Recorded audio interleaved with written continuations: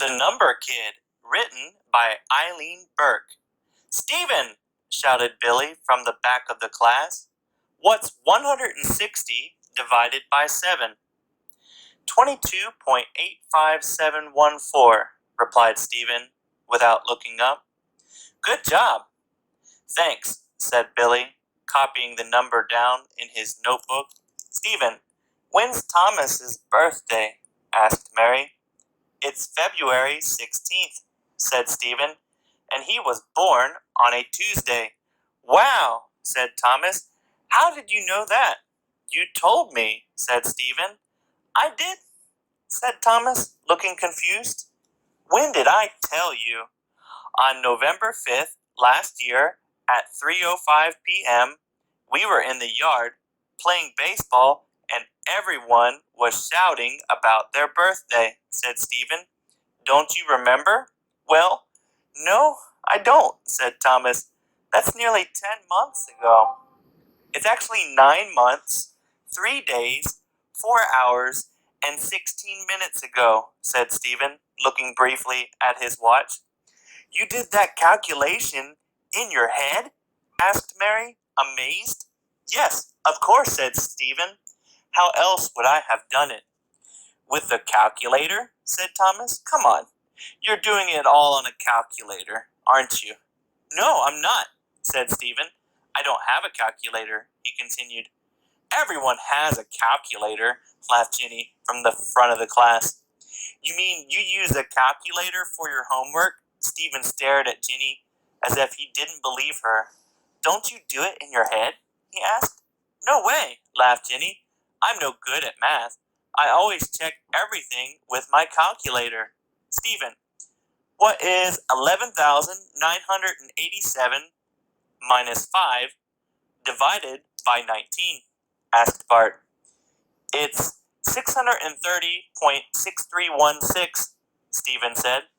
"You're amazing," said Bart. "Okay, let's try again. When is Carol's birthday?" "It's July 15th. And before you ask, she was born in the Maryland hospital at 6 p.m. exactly on a Friday." Carol was so amazed that she fell off her chair. "Wow," said Thomas. "You know what? We have a real genius here, right here in our class." He looked at Stephen and gave him a big smile. Stephen turned bright red, like a tomato. "I'm not a genius," he said quietly. "I'm just Stephen." "But you're so good at math and remembering things. Surely you must be a genius," said Bart kindly. "I can prove I'm not," said Stephen. He got up very slowly and went to Carol's desk. He picked up a painting of hers from Tuesday's art class. Then he went to Thomas's desk and pulled out Thomas's geography notebook. Next, he walked over to Mary's desk and asked her to hand him her history homework. Finally, he walked up to Bart and said, "Can I borrow your English notebook, please?" Stephen went to the front of the class and stood in front of the board where everyone could see him. "Tell me what you see," he said, and he held up Carol's painting. "A really good picture of a river with houses in the background and a dog barking," said Thomas. "Right," said Stephen. Next, he picked out Thomas's geography notebook. "Listen carefully," he said. "Test 1, May 7th, 10 out of 10. Test 2, May 14th, 10 out of 10. Test 3, May 21st, 10 out of 10. Test 4, May 28th, 10 out of 10. "Good job," whispered Mary. "Now you, Mary," said Stephen. "History project last semester. Teacher's comments. An excellent piece of work. History project last year. Teacher's comments. Excellent. Good job, Mary. Now listen very carefully," said Stephen.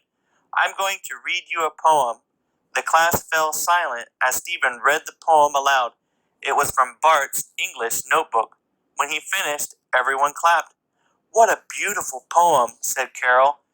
"And what a nice way to prove you're not a genius," said Bart.